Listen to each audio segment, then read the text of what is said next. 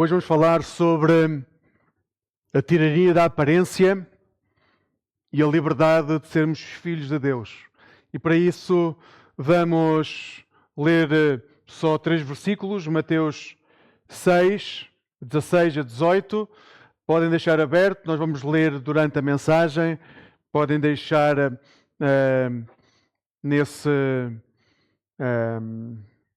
nessa passagem bíblica.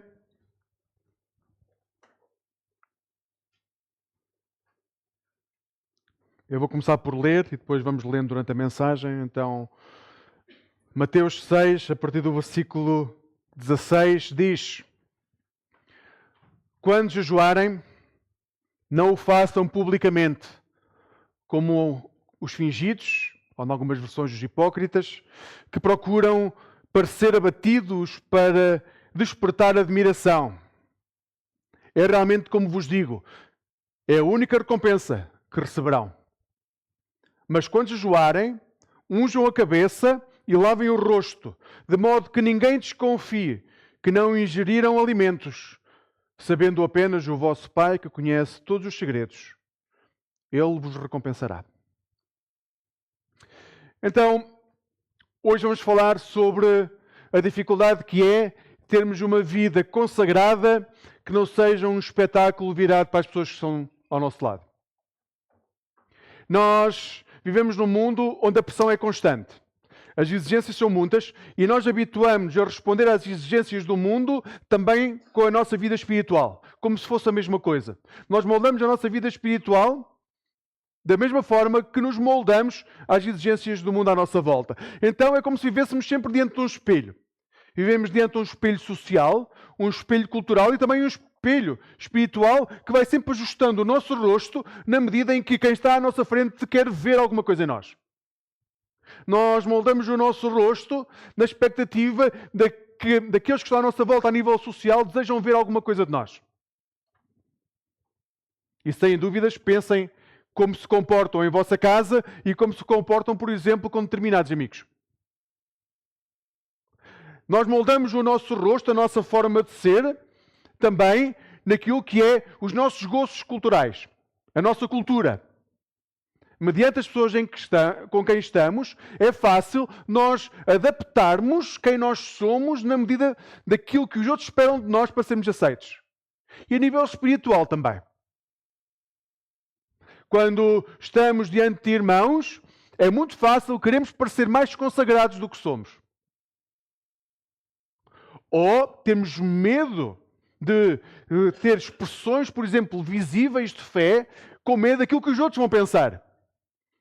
Algum de vocês já teve dificuldade em levantar as mãos quando está a louvar porque, em vez de olhar para Deus, estava a olhar para o vizinho do lado?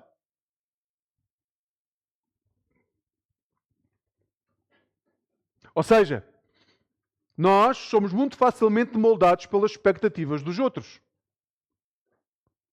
Então, alimentamos uma convicção que todo o nosso ser depende do nosso valor.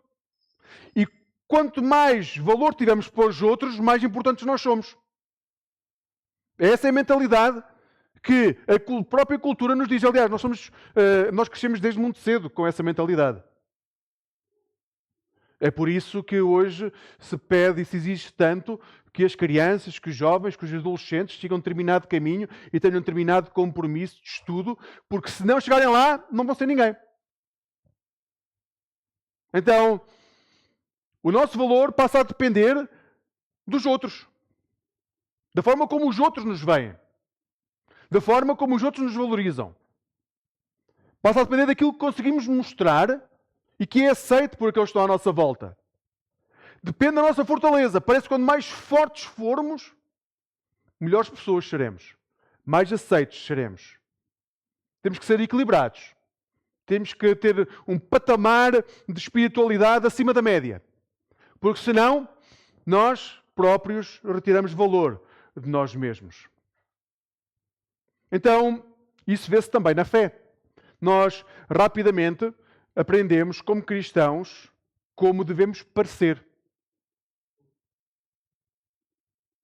E, sem dúvidas disso, basta, não sei se alguma vez mudaram de igreja. Mas é fácil nós termos uma determinada postura quando vamos a uma igreja, e quando mudamos de igreja, essa postura adapta-se à nova igreja.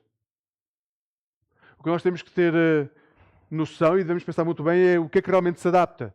Se é só uma questão de estética, se os nossos valores também se adaptam quando nós mudamos de lugar. Então, porque quando nós estamos numa congregação, quando nós estamos entre irmãos, nós queremos parecer alguma coisa que faça com que os outros reparem que nós temos valor. E nós fazemos isso pelo medo de não ser reconhecidos, não sermos aceitos, não sermos validados. Isto é um problema. E vejam na vossa vida se não há sempre uma costela, ou as costelas todas, que estão viradas para isso. Se aquilo que vivem, que dizem e que falam, ou seja, tudo o que é exterior, não está voltado para a aprovação daqueles que estão à vossa volta. Mas o que o texto nos diz, e a Bíblia nos diz, é que há uma solução. E essa solução é um convite de Jesus. E é isso que vamos ver ao longo desta manhã. E o convite de Jesus é, basicamente, deixar de ser servos. Nós temos de deixar de viver como escravos. Não há nada neste mundo que tenha mais poder sobre nós do que a presença de Jesus se nós deixarmos. Então, o primeiro convite é deixar de viver de aparências. Deixem de viver de aparências. Deixem de viver como se continuassem a ser escravos, como se não tivessem acesso à liberdade. Deixem de viver para que os outros vos aprovem. É mudança de mente. Enquanto a nossa mente não mudar, nada vai mudar. Nós podemos mudar rituais durante uma semana, um mês, mas se a nossa mente não mudar, os velhos hábitos, o velho homem, vai voltar a ganhar poder sobre nós. Então, a primeira coisa, mudar a mente. Como é que nós mudamos a mente? Sabendo quem somos. Quem é que nós somos? Nós somos filhos de Deus, nós temos acesso à mesa do Pai, nós não somos escravos. Como o filho pródigo, nós voltamos a casa não como escravos, mas como filho, com todos os direitos dos filhos. Então, deixar de viver de aparências. Quem é que nós queremos agradar? As outras pessoas que estão à nossa volta, quem está à nossa volta ou o nosso Pai Celestial? Quando nós fizermos isso, nós começamos a viver como filhos.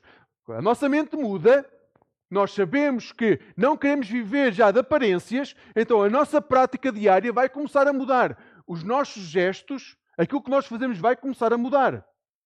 E quando isso começar a mudar com treino, com paciência, com tempo, então nós vamos passar a viver e ter consciência, também na prática, que já não precisamos de parecer para os outros.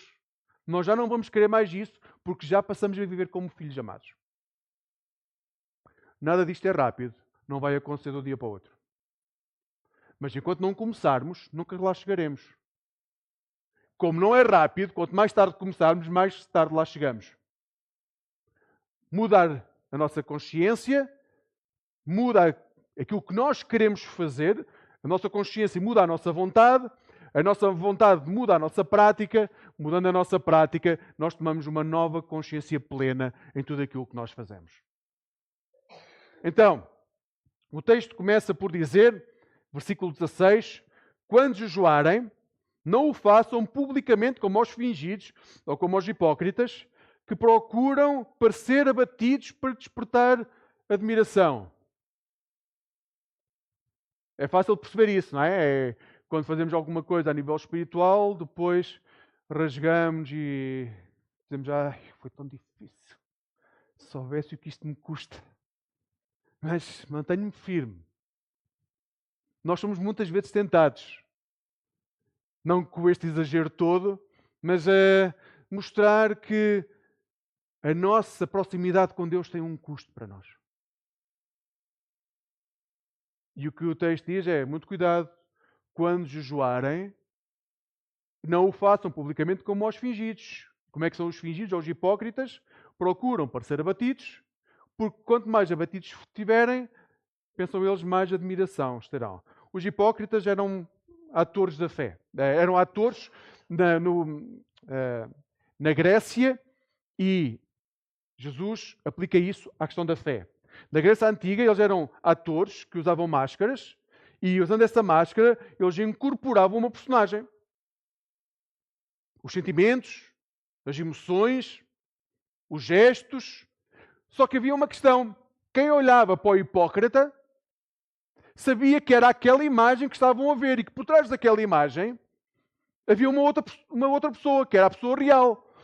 Quem ia ao teatro conseguia olhar para a pessoa que estava no teatro e, como ele tinha a máscara, eles reconheciam que aquela personagem que ele estava a interpretar era só uma personagem da máscara. Quando ele retirava a máscara, a pessoa era vista e era reconhecida como sendo outra pessoa. O problema na fé é que quando nós somos hipócritas, nós deixamos de distinguir na pessoa que está a ser hipócrita a máscara da pessoa. Porque nós nunca conhecemos a pessoa, nós só vemos sempre a máscara. Todos os dias a única coisa que vemos é a máscara. E isso corrói a pessoa ao ponto de se começar a confundir a pessoa com a máscara em si. E quem está a ver a pessoa, a única coisa que vê é a máscara que a pessoa coloca. Nunca é amado por quem realmente é, mas por aquilo que parece ser. E esta é a dificuldade que enfrentamos quando colocamos máscaras. É que dá muito trabalho, consome muita energia e deixa-nos completamente sós. Porque no dia em que tiramos a máscara, fica uma clareira à nossa volta. Toda a gente desaparece. Porque ninguém aprendeu a amar aquela pessoa. Então, o que temos que perceber é que a máscara religiosa não nasce por maldade. Às vezes achamos, aquelas pessoas, vejam, como é que foi possível aquela pessoa andar a enganar-nos esta vida toda? E se formos aos exemplos das igrejas cristãs sobre a face da terra, de líderes que caíram em desgraça, muitas vezes é a questão, mas como é que ele... O que temos que perceber é que a máscara da fé raramente nasce por maldade, nasce quase sempre por medo. Um medo profundo. O medo de não corresponder às expectativas. E depois começa-se a cavalgar nas expectativas. Nós queremos tanto cumprir com as expectativas de outras pessoas que quanto mais crescemos, mais expectativas há. Não, vai ser ainda melhor. Não, vamos conseguir ainda mais. E não se consegue parar. E continua-se a crescer nas expectativas. E quando se cresce nas expectativas de uma máscara, o que acontece é a máscara cada vez é maior e mais difícil de tirar.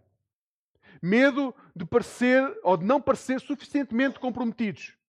Há pessoas que oram de forma espetacular e eu não consigo orar de forma... Há pessoas que têm um discurso fantástico.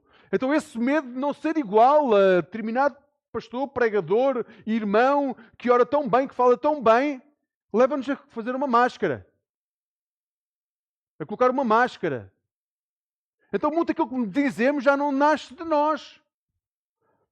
Nós já vamos buscar, nós já não sabemos quem somos, devido a onde vamos buscar tantas coisas. Mas como somos validados, mantemos a máscara. E esquecemos que ao manter essa máscara, aquilo de melhor que nós teríamos, que é a nossa individualidade, deixa de ser possível ser manifestada e usada para a glória de Deus. Porque todos nós temos uma unicidade, uma singularidade. É essa singularidade que vai ser usada por Deus para que o seu reino cresça. Por isso é que Jesus diz, não, vocês acham que fazem grandes coisas agora? Pois, quando eu partir, vocês não vão fazer só estas coisas, vão fazer coisas muito maiores. Porque é na singularidade de todos nós que o reino de Deus cresce. E o medo de ser vulnerável. Nós achamos que quando somos vulneráveis, as pessoas não vão gostar de nós, porque não vão gostar daquilo que é o nosso lado negro. O lado escuro que todos nós temos. Então preferimos colocar aí uma máscara e dizer não. Está tudo bem. Está tudo bem. Desde o início da Bíblia, que isto é um dos graves problemas. Em Gênesis 3, com Adão e Eva, nós vemos o que é que acontece. Adão e Eva desobedecem a Deus e quando desobedecem a Deus, Deus surge. Qual é o primeiro pensamento quando Deus surge? Temos um problema. Qual é? Estamos nus. Vamos resolver já o problema. Como é que vamos resolver o problema? Vamos tapar aquilo que nos deixa nus. Qual é que era o problema? A promessa para Adão e Eva é que eles seriam iguais a Deus e iriam distinguir o bem do mal. E isto é verdade. A serpente não enganou. Eles podiam distinguir o bem do mal. A questão é, devido à queda, essa capacidade de distinguir o bem do mal distorceu a mente e aquilo que realmente devia ser um momento de quebrantamento e de confissão passou completamente ao lado. O problema não era eles estarem nus. O problema é que as folhas que eles tinham à mão nunca iria conseguir tapar aquilo que verdadeiramente era a fonte do pecado. Que era a sua incapacidade de estar diante de Deus, de confiar em Deus e de dar a Deus o poder e a glória. Aí não havia nenhuma folha que pudesse tapar. Então, mesmo no momento em que eles tomaram consciência do erro, a primeira coisa que eles procuraram não foi o perdão de Deus. Foi colocar uma máscara. Oh, Senhor, estás aqui?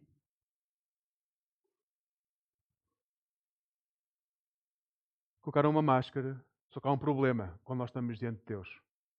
Não há nenhuma máscara que nós possamos usar que Deus não veja através dela. Na igreja primitiva temos um caso parecido.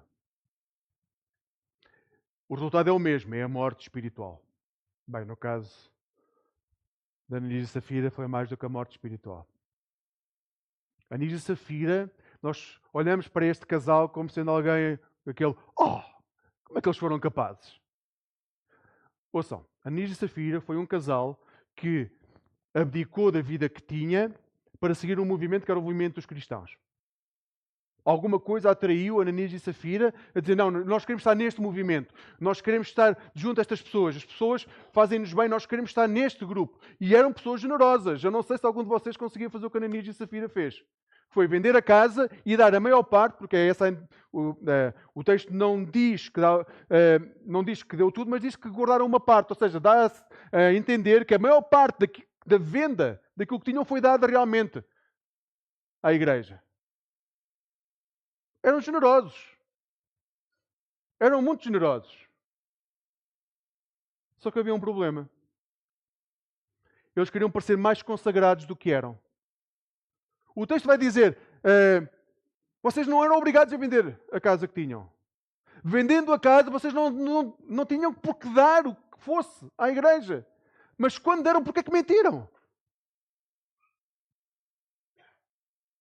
Quando deram, por que é que tiveram que dizer que estavam a dar tudo? Quando na realidade não estavam a dar tudo. O gesto é belíssimo. A aparência foi extraordinária. Ou seja, pegaram na casa que tinha, venderam. Pegaram no dinheiro e deram a maior parte à igreja para cuidar dos pobres, dos necessitados. O gesto é belíssimo. O problema, queriam ser reconhecidos como algo que não eram. Não foram capazes de dizer, olha, está aqui esta parte, mas nós ainda não estamos na fase de entregar tudo. Precisamos ter esta bolsa de oxigênio. Precisamos de guardar uma parte. Então a reputação queria ser mantida, só que isso teve um custo alto. Quando vivemos como se Deus não visse o nosso coração, nós estamos a mentir aos outros. Estamos a mentir primeiramente a Deus. E podem ler isso em Atos 5:1-4. O preço foi alto. Quando disseste que era o Espírito que estavam... Desculpa. Pedro disse-lhe, Ananias, porque entrou Satanás no teu coração. Quando disseste que este era o preço total, estavas a mentir ao Espírito Santo.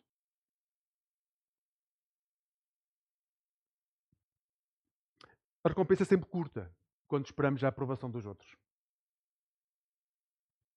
Porque quando esperamos a aprovação dos outros, sabem o que é que vamos ter?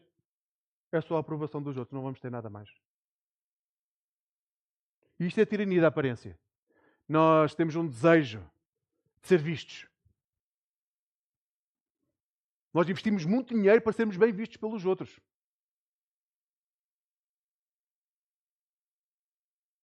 Nós gastamos mesmo muito dinheiro, o mundo contemporâneo, principalmente o mundo ocidental, gasta muito dinheiro para parecer.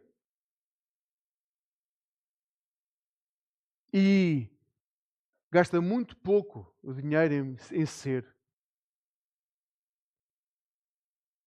Gasta-se mais dinheiro em medicamentos antidepressivos do que em psicólogos. Gasta-se mais dinheiro em roupa, em maquiagem, em telemóveis topo de gama, do que em suportar irmãos que estão ao nosso lado todos os domingos na igreja. Nós gostamos de parecer e temos dificuldade em ser. Porque nós esquecemos que há um custo real para as nossas decisões. A recompensa, quando nós vivemos assim, dura apenas enquanto as pessoas estão a olhar para nós. Quando regressamos a casa e não temos ninguém, ou a pessoa que está em nossa casa reconhece que nós temos uma máscara e já não tolera mais isso, ficamos completamente sós. A máscara pode ser admirada, a pessoa nunca é reconhecida.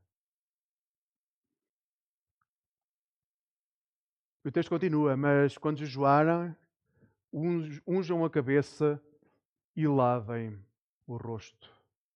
Porque o Pai realmente vê como nós somos. O que o texto está a dizer é, quando fizerem alguma coisa que esperam que seja de consagração, façam-no com alegria. Tomem banho, vistam-se de acordo com o momento, o sítio onde estão. Lavem-se, mostrem alegria naquilo que fazem. E esta proposta é mesmo desconcertante, porque no mundo de hoje, nós estamos à espera que as pessoas nos digam, bem, se queres alcançar determinado patamar, então, veste o teu melhor fato. Se precisa de um carro para chegares num alto de um carrão, que isso dá-te logo pontos para seres contratado. O carro pode não ser teu, isso não faz mal nenhum. E Jesus o que vem dizer é, esquece tudo isso. Se queres ter uma vida consagrada, vive normalmente.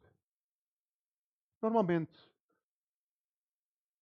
Jesus não quer dramatizações, não quer sinais exteriores de sofrimento, não quer sacrifícios. O que Ele quer é que nós sejamos nós. E eu não sei se tu te lembras sequer quem tu és, debaixo das camadas que muitas vezes nós vamos construir para nos proteger daqueles que estão à nossa volta. Começa desde muito cedo. Todos nós que já passámos os 20 há pouco tempo, temos muitas camadas já de proteção. Muitas camadas. Já nem reconhecemos como sendo camadas que nos estão a afastar não só do outro, mas que já nos afastaram de Deus. Nós protegemos-nos das brigas em casa, nós protegemos-nos das brigas na escola, nós protegemos-nos das brigas no trabalho, nós protegemos-nos de tudo, porque temos medo de sofrer. E se nos perguntarem, mas quem é que tu és? O que é que tu gostas? Como é que tu vives? Tu mesmo. Nós temos dificuldade. Porque já passou tanto tempo desde que nós éramos livres para viver dessa forma. Agora vivemos sempre condicionados pelo outro. Vejam a história de Gedeão. Houve um momento na história em que o povo de Israel vivia debaixo de juízes. Ou seja, não tinha um rei e sempre que havia algum problema com um povo qualquer a invadir, o que o Israel fazia era convocava as tribos todos, elegiam um líder, iam lá e a história diz que a maior parte das vezes davam cabo do invasor, o invasor fugia e voltava cada um para a sua casa. Durante esse tempo, houve um momento em que os medianitas invadiram Israel. 135 mil soldados. É muito soldado, dizem 135 mil. E Israel não tinha exército. Então, quando isso acontecia, lá iam eles, porta a porta, chamar as famílias todas, vamos lá, estamos a ser invadidos, vamos lá resolver este problema, vamos eleger um líder. E, como não havia sempre um líder só, em cada invasão tinha que se escolher um líder para isso acontecer. E era Deus que escolhia, e Deus escolheu um homem chamado Gedeão. E o problema era que Gideão estava escondido, ele sabia que estava a ser invadido, e ele disse, antes que seja chamado para a guerra, deixa-me lá esconder na minha casa e deixa-me continuar a trabalhar. E quando o anjo suja Gideão, o que ele está a fazer? Ele está a malhar trigo na eira, ele está a tratar do trigo para comer, ele está cheio de medo, ele está ali escondido a trabalhar, não está junto com os outros homens a preparar, a pensar o que é que vai acontecer, como é que vamos organizar as coisas. Não, ele está no cantinho dele. Porquê? Porque ele está cheio de medo daquilo que está à sua volta. Então chega o anjo do Senhor e diz-lhe: o Senhor está contigo, valente guerreiro. Valente quê? Está cheio de medo. A última coisa que ele sente é que é guerreiro e muito menos valente. Porquê? O texto vai dizer porquê. Porque ele vai dizer: eu sou o filho mais pequeno da minha família. Ninguém me liga nenhuma. A minha família é a família mais pobre da tribo a que pertence de Manassés. E tu vais-me escolher a mim, o mais insignificante dos insignificantes, para liderar um povo? E depois aqui Deus vai mostrar muita paciência. Porque Ele vai começar a pedir que Deus lhe prove que Ele é a pessoa escolhida. E depois podem ler isso em Juízes 6. Mas Deus tem paciência. Às vezes não convém nós abusarmos da paciência de Deus, mas neste caso, Deus teve muita paciência com Gideão. E deu-lhe as provas que ele pediu, até que ele disse: pronto, já não há volta a dar, isto aqui, à terceira. E lá foi Gideão. Problema: Medianitas, 135 mil homens. Todos os homens de Israel eram quantos? 32 mil. Assim que se reúnem todos, Deus diz: não é preciso tanto. Eram 132 para 30. Ou seja, mais ou menos 1 para 4, já em luta. E Deus diz: não, isto ainda é muito. Manda 22 mil embora. 10 mil. Gideão já devia estar a pensar: onde é que eu me fui meter?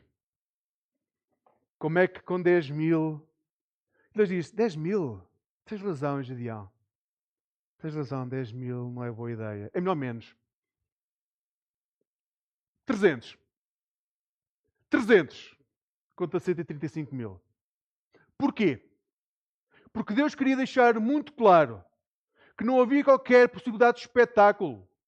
Que não havia qualquer possibilidade das pessoas dizerem: sim, mas nós, cada israelita dá para 13 medianitas, nós somos muito fortes. Deus não queria que houvesse qualquer dúvida sobre quem é que ia vencer aquela batalha. Então ficam só 300, e esses 300 vão ganhar a batalha, e o que foi reconhecido foi o poder de Deus na vitória que foi alcançada. Porque Deus não quer heróis que pareçam fortes. Ele quer filhos obedientes.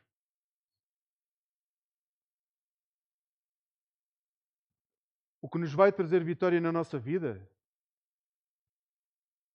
não é aquilo que conseguimos alcançar. Não é a coragem que vamos demonstrar. É se formos obedientes. Mesmo que isso pareça cobardia para aqueles que estão à nossa volta. Deus não chama pela aparência. Deus vê o nosso coração, vê quem nós somos e quer formar-nos a partir daquilo que é a sua ideia para nós. Deus não nos escolhe pela nossa aparência, Ele escolhe-nos por aquilo que Ele quer fazer através de nós. Mesmo que à partida possa parecer para nós uma aberração, que não vai acontecer, não tem a mínima possibilidade de acontecer. Amigos, se eu diz que vai acontecer, se fores obediente, vai acontecer. Mas para isso é preciso confiar, não é com um espetáculo, nós não precisamos de luzes, holofotes, coisas extraordinárias, nós precisamos apenas de confiar e de ser obedientes. E então, no secreto, no interior, no nosso quarto, na nossa intimidade com Deus, o nosso coração vai começar a ser forjado de uma forma como nunca foi, para sermos autênticos na nossa vida. Mas é aí, não é no espetáculo diante dos outros, é na obediência do coração, é na ilha quando estamos a malhar o trigo. É nas dúvidas, é na obediência. Porque foi assim que Jesus viveu, em obediência. E a forma como Jesus viveu pode servir também para nós. vivermos. Jesus retirava-se, sempre que havia alguma coisa que Jesus tinha que fazer que era grandiosa, Jesus normalmente retirava-se. Aquele homem que tinha multidões a segui-lo, milhares de pessoas, para serem curadas, para serem transformadas. Este homem retirava-se regularmente, sempre que havia uma coisa grande a acontecer, ele retirava-se para estar sozinho, para orar, para estar longe dos holofotes. E assim Jesus, que podia ter tido uma mega igreja sobre a face da terra, ele nunca quis isso, ele nunca quis formar a sua vida e os seus discípulos com base naquilo que era o show, o espetáculo. Jesus nunca curou e podia ter curado 5 mil, 10 mil de uma vez, mas ele nunca quis usar a possibilidade de cura para que houvesse pessoas a segui-lo.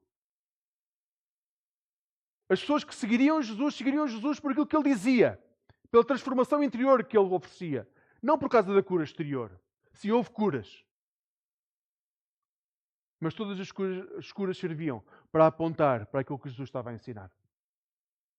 E isso levou-o à cruz. E a cruz é o momento onde nós perdemos toda a nossa dignidade. Às vezes nós pensamos na cruz como nós temos que carregar a nossa cruz. Ou seja, nós temos imaginem um chefe difícil, muito difícil, e a nossa cruz é carregar, ter que aturar o nosso chefe. Isso não é cruz, amigos.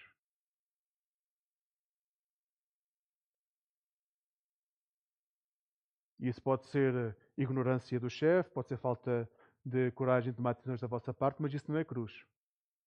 Cruz é quando vocês perdem a vossa dignidade. É quando se oferecem em sacrifício para o reino de Deus crescer. Porque nós podemos aturar o nosso chefe porque não temos coragem de lhe falar sobre Jesus. Isso não é cruz. Isso é vida. Cruz é perder a dignidade para honrar o nome do Senhor. E quando isso acontece, em Jesus, acontece e connosco também. Há revelação. É nesse momento que nós carregamos a cruz, em que nos entregamos, em que a nossa miséria surge de forma clara, em que a dignidade desaparece, mas em que tudo isso nós apontamos e glorificamos o nome do Senhor, que nós somos reconhecidos. Como quê? Como filhos de Deus. A filiação não se vê na aparência, mas na confiança que demonstramos em cada situação. E o texto termina, então, quando ungirem a cabeça, quando se lavarem, de modo que ninguém desconfie que não ingeriram alimentos. Nós temos que fazer isso para que ninguém desconfie que nós não ingerimos alimentos. Sabendo apenas o vosso Pai que conhece todos os segredos. E então Ele vos recompensará. Ou seja, Deus tem uma promessa para nós. Deus não promete aplausos. Se estão à espera de aplausos, não é o nosso Deus. Deus não promete reconhecimento imediato. Deus não promete uma recompensa visível, mensurável. Se estão à espera disso, não é o nosso Deus. O que Ele promete é que o olhar do Pai, quando seguimos esse caminho, vai estar sempre connosco. Que a intimidade com o Pai vai estar sempre presente. E que em qualquer momento, em qualquer local onde nós estejamos, Ele estará a sustentar a nossa vida espiritual. Isso é promessa. E é promessa para todas as situações. Sempre. Muita atenção, eu não estou a dizer que Deus não possa prometer a um de nós, ou a vários de nós, olha, tu na tua vida vais alcançar este trabalho, ou vais ter esta capacidade financeira para usares para a glória de Deus. Eu não estou a dizer nada disso. O que eu estou a dizer é que a promessa que é para todos nós, independentemente da posição social, do sítio onde vivemos, a promessa que é para todos é que o olhar do Senhor, a intimidade, a consagração vai levar a que o Pai olhe para nós e o sustento dele sobre a nossa vida espiritual será sobre a nossa vida. Isto é promessa de Deus, abrangente a todos nós.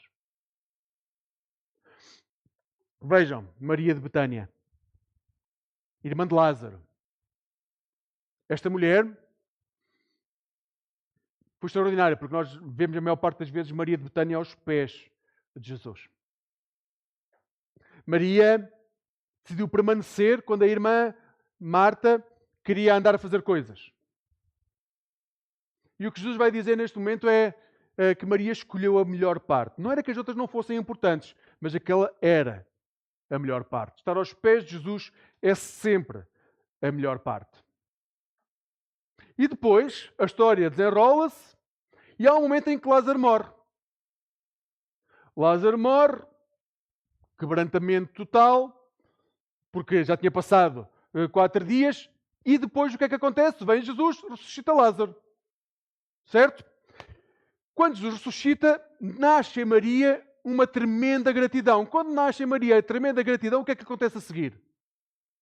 Há um gesto que parece excessivo na vida das pessoas, para a maior parte das pessoas, mas que nasce daquilo que Maria já recebeu com a ressurreição de Lázaro, que é, ela vai, pega num montão de dinheiro, um ano de salários, e compra um perfume que derrama aos pés de Jesus. Isso para aquelas pessoas era impensável. Judas então estava a ver aquilo e estava a morrer por dentro. A alma estava-lhe a sair do corpo naquele momento em que aquele dinheiro todo, em vez de ser usado para sustentar um grupo de pessoas que vivia sempre à míngua para poder comer, e estava a ser usado aquele dinheiro todo para ser derramado nos pés. O que ele não percebia e os discípulos não percebiam é que aqueles gestos já estava a nascer de um amor profundo que tinha surgido quando Lázaro ressuscitou. Então não eram gestos excessivos, só era excessivo para quem nunca percebeu o que verdadeiramente o amor de Deus pode fazer e faz na nossa vida. Aquilo que fazemos para Deus, em relação a Deus, só é excessivo para quem não compreende o que é amar a Deus. E quando isso acontece, depois desse gesto excessivo, vem Jesus e vem defender Maria. Porquê? Porque Maria percebeu uma coisa que nenhum dos outros ainda tinha percebido. É que a maturidade espiritual não se explica, vive-se. A maturidade espiritual vive-se no momento em que nós reconhecemos o papel da cruz, de Maria, vem dizer de Jesus, ela está a preparar o meu corpo para a morte. Este grande amor dela nasce do grande amor que foi recebido por ela, e ela, com o grande amor, ela está a preparar-me para aquilo que eu tenho que enfrentar no meu dia-a-dia. E então Jesus vem e termina por dizer, onde quer que este evangelho seja anunciado, o que ela fez será contado. Maturidade espiritual. Quando nós crescemos em maturidade espiritual, não há nenhum gesto que nós possamos fazer para Deus que pareça um exagero. Porque nada é maior do que o amor que já recebemos por Deus na cruz do Calvário. Quando a recompensa não foi procurada, ela foi dada. Maria, a única que não procurou a recompensa, recebeu a maior de todas as recompensas, o amor do Senhor, a transformação, a ressurreição de Lázaro, a sua dádiva e o facto da Bíblia dizer, e a Bíblia não diz isso de muita gente, onde quer que isto seja anunciado, o nome desta mulher será recordado. Isto é crescer até à estatura de Cristo. Maria ensina-nos que a estatura de Cristo começa quando deixamos de medir aquilo que nós somos por aquilo que os outros esperam de nós. Enquanto nós acharmos que vamos ser pessoas importantes porque os outros nos acham importantes, a nossa estatura para Cristo ainda vai ser bem pequenina. Ainda vamos estar a olhar à distância para Jesus. Porque a nossa estatura não nasce no impacto que nós temos nos outros, mas no impacto que a vida de Cristo teve em nós. E esse impacto que a vida de Cristo teve em nós vai-nos fazer gestos que vão ser extravagantes, excessivos, mas só para os outros, porque para Deus vão ser gestos normais dos filhos que amam o Pai. E é este momento em que nós somos confrontados com o facto de muitas vezes nós andarmos na nossa vida dia após dia, semana após semana, mês após mês, ano após ano, décadas após décadas, só à procura que os outros nos validem, quando a única coisa que verdadeiramente interessa é ter intimidade com o Pai.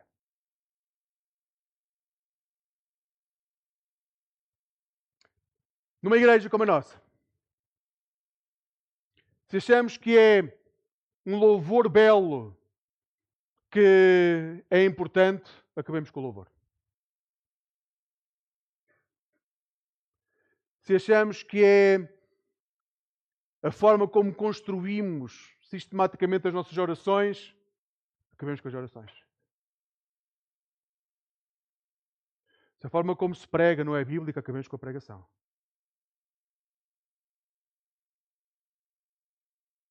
Enquanto tiver uma Bíblia aberta neste lugar, e houver homens e mulheres que se queiram reunir à volta da Bíblia para ler a Bíblia, há a possibilidade de cada um de nós ter intimidade com o Pai. É tudo o que verdadeiramente importa. Ter intimidade com o Pai. A nossa meta não é parecermos devotos. A nossa meta é amar Jesus. E quando amarmos Jesus, nós vamos fazer coisas extravagantes. As outras pessoas não vão compreender. Mas nós não estamos para agradar as outras pessoas. Nós estamos para quê? Para agradar o Senhor. Então, para terminar, o que nós queremos é parar de fugir. Parem de fugir de vocês mesmos. Parem de fugir. Quem foge de si mesmo deve estar super cansado. Então parem de fugir de vocês mesmos. Quando pararem de fugir, vocês vão compreender que têm que descer do palco. Se há muitos holofotes sobre a vossa vida, está na altura de deixarem os holofotes. Enquanto o holofote tiver... Não sei se já tiveram diante de holofotes fortes, mas quando estão diante de holofotes, vocês não veem nada para além dos holofotes. Só veem assim luzes que vos chegam. Então, se querem parar de fugir e estão constantemente debaixo de holofotes, em algum momento esses holofotes vão ter que começar a diminuir. Porque enquanto não diminuírem, vocês não conseguem dar os passos seguintes. Então, primeiro, parar de fugir. Depois, sair da frente dos holofotes. Quando descerem dos holofotes, vão sentir segurança em quem são. Porquê? Porque já não há os holofotes todos sobre vocês. Vocês vão ter tempo para estar com o Pai. Vocês vão compreender quem é o vosso Pai, que são filhos amados e que isso é o que verdadeiramente importa. E quando isso acontecer, quando vocês compreenderem a vossa filiação com o Pai, vocês vão começar a crescer. Já não de acordo com aquilo que os outros esperam, mas de acordo com aquilo que Deus espera de vocês. Quer para vocês, o melhor para vocês. Sim, há coisas para fazer. Marta, vamos fazer. Maria, aos pés de Jesus. Sim, há que alimentar pobres, há que alimentar os discípulos de Jesus. O que é que Maria faz? Gasta uma pipa de massa num perfume para colocar aos pés de Jesus. As pessoas não vão compreender, mas é aquilo que em amor por Jesus nós passamos a fazer. Isso é crescimento espiritual. E quando isso acontecer, quando o nosso crescimento for real, a verdade que há em nós passa a ser vista. Ou seja, as pessoas já não vão admirar a máscara que nós usamos, porque já não vai haver máscara. As pessoas vão conhecer-nos a nós e há duas possibilidades. Ou vão gostar de nós, ou não vão gostar de nós, e isso não é responsabilidade nossa. Vocês não conseguem controlar aquilo que as outras pessoas são e pensam de vocês. A única coisa que vocês conseguem controlar é aquilo que vocês fazem, aquilo que vocês pensam, aquilo que vocês digam. O resto depende da outra pessoa, vocês não têm possibilidade de controlar isso. Mas serão verdadeiros, não terão mais que usar máscaras e começar a confundir-se sem saber quem vocês são. Vocês serão autênticos. E poderão viver a alegria de estar perto do Pai. Uma alegria profunda, de ser extravagantes no amor pelo Pai. E isso irá transbordar para as pessoas que estão à vossa volta. Então, como ser cristão, à segunda-feira, o dia mais difícil da semana para um cristão. E não porque tem que ir para trabalhar, porque isso é igual para todos, mas porque é confrontado com a necessidade de ser cristão também à segunda-feira. Então, cultivem a arte sem palco. Escolham um momento simples para estar com o Pai. Eu não sei como é que é o vosso tempo de oração, se têm tempo de oração, mas está na altura de terem. Se não tiverem, não há nada que ninguém possa fazer por vocês. Não vai acontecer. Podem orar por libertação, podem pedir oração às outras pessoas, podem fazer tudo isso. Enquanto não estiverem com o Pai, vocês não se vão descobrir a vocês mesmos. Então a porta não se vai abrir para que o Espírito Santo trabalhe em vocês. Não estou a pedir que tirem um dia por semana. Se conseguirem, glória a Deus por isso. 5 minutos. Não conseguem ler um capítulo todo, leem uma perícope, um pequeno texto, leiam um versículo, mas comecem em algum momento e estejam diante do Pai. Agora, quando estiverem diante do Pai, uma das coisas que nós fazemos muito é estamos diante do Pai e falamos, acabou-se o tempo, vamos embora. Já me sinto melhor. Não é assim que devemos estar diante do Pai. Leiam o texto e calem-se. Silêncio. Escutem a palavra. Mas não está a acontecer nada. Está a acontecer muita coisa. E está a acontecer tanta coisa que vos está a deixar desconfortáveis. Voltem a ler o texto. 5 minutos. Se calhar vão dizer, se calhar isto é pouco porque não me está ainda. Vão aumentar para 10 com o tempo. E com o tempo, com o treino, vão chegar à meia hora. E vão querer estar cada vez mais em silêncio. Com o Pai. Até o momento em que vão começar a ouvir a voz do Senhor falar com vocês. Requer tempo, treino e dedicação. E quem não está habituado a isso, está habituado a um mundo muito rápido, onde a informação chega em audiovisual, em som e em imagem, estar no silêncio requer uma enorme paciência. Mas Deus não decide comunicar connosco através de telemóvel. Apesar de poder usar outras pessoas nisso, Ele decide falar connosco através do silêncio e da nossa mente. Então, cultiva a arte sem palco. Segundo, ser consciente onde vives para os outros te verem. Em que áreas da tua vida fazes as coisas principalmente para que os outros te vejam. Temos que ser honestos. Se não pensaram sobre isso, vão dizer, nada, eu não sou assim. Pensem melhor. Porque todos nós temos áreas da nossa vida em que fazemos as coisas para os outros verem. Porque se não fosse pelos outros, já tínhamos fechado a loja. Exatamente, essa área que estás a pensar. Se fosse só por mim, se não existe só eu e Deus, então não culpes os outros. A culpa não é dos outros. A culpa não é da tua família, dos teus filhos. A culpa não é do teu trabalhador, do teu empregado. A culpa não é deles. Tu é que tens de descobrir qual é essa área em que fazes as coisas para os outros te verem. E depois, pratica fidelidade no ordinário. Ou seja, escolhe um gesto concreto que mais ninguém vai ver esta semana, que ninguém vai elogiar. Escolhe esse gesto, seja perdoar em silêncio. No teu coração dizer, eu vou perdoar esta pessoa, não lhe vou dizer nada, não vou, mas vai acontecer. Vou libertar perdão. A partir de agora, está libertado de perdão. Ou serve sem ser notado, um vizinho, um colega, mas não esperes reconhecimento por isso. Diz a verdade. Quando seria mais fácil proteger a tua imagem. Tem um gesto em que verdadeiramente estás a praticar fidelidade a Deus sem esperar recompensa. E pratica-o por amor a Cristo. Por aquilo que já recebeste em Cristo. Com muita alegria.